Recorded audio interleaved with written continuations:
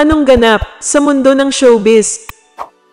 Recently lang ay nandiyang tinawag siya na mahaba ang baba, abnormal at iba pa.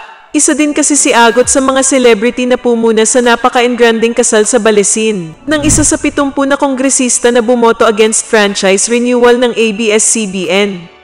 At the same time, si Congresswoman Dandy Bautista ay representative ng Drivers United for Mas Progress and Equal Rights Party List.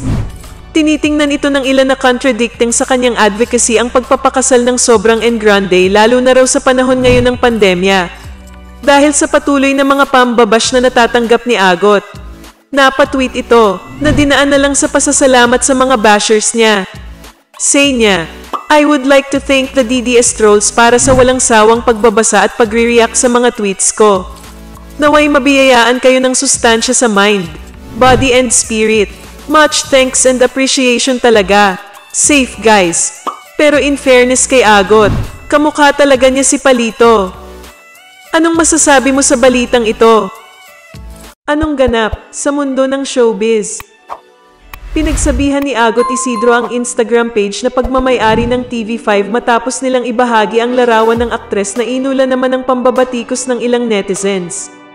Sa kanyang Twitter post, nakiusap si Agot sa TV5 Manila na huwag na sana siyang gawing topic sa mga post nila. To TV5 Manila, would appreciate if you do not make me a target for your sokmed engagement. Ani Agot, hindi rin pinalampas ng 55 anyos na aktres ang mga lumait sa kanyang itsura. To my bashers, 1. Sana di kayo tumanda. 2. Sana mas maayos ang itsura nyo dito pag 55 na kayo. 3. Ang pagbabatikos ko ay para sa inyong kapakanan.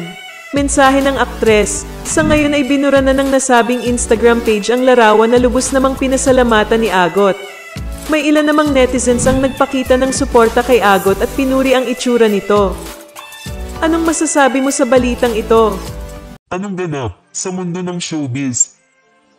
Matapos ang ilang buwang pananahimik sa mga isyong politikal, muling nagsalita si Agot Isidro kaugnay ng kasalukuyang impeachment complaint laban kay VP Sara Duterte. Sa kanyang social media post, tahasang tinanong ni Agot ang kinaroroonan ni Mary Grace Piatos ang misteryosong pangalan na sinasabing tumanggap umano ng confidential funds mula sa Office of the Vice President.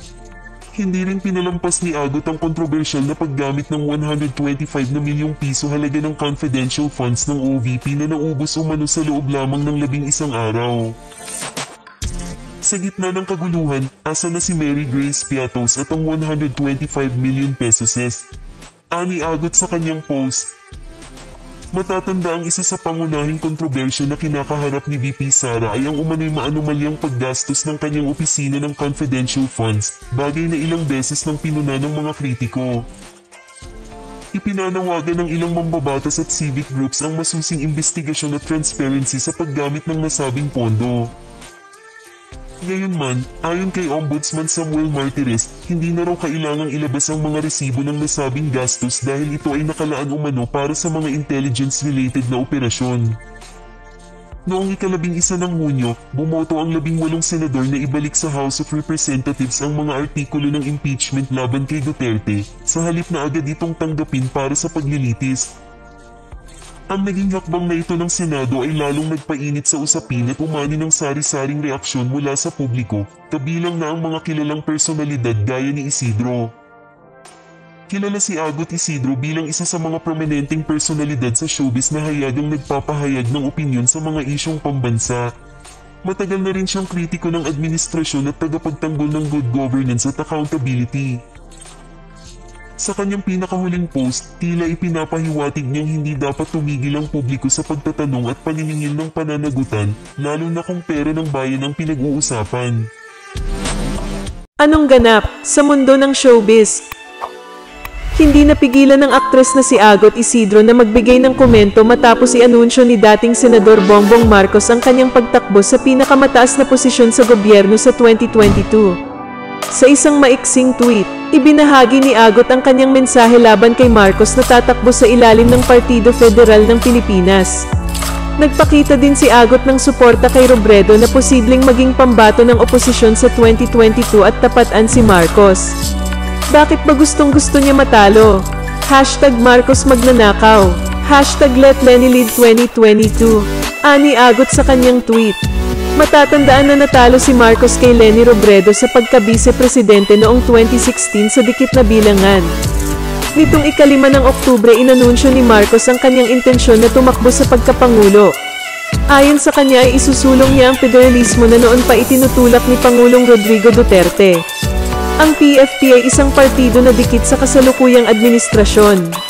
I am today announcing my intention to run for the presidency of the Philippines in the upcoming May 2022 elections. I will bring that form of unifying leadership back to our country. Hindi naman malaman kung sino ang magiging vice ni Marcos. Ngunit may ilang haka-haka na maaring ang alkalde ng Davao City na si Inday Sara Duterte ang maging katandem nito. Anong masasabi mo sa balitang ito?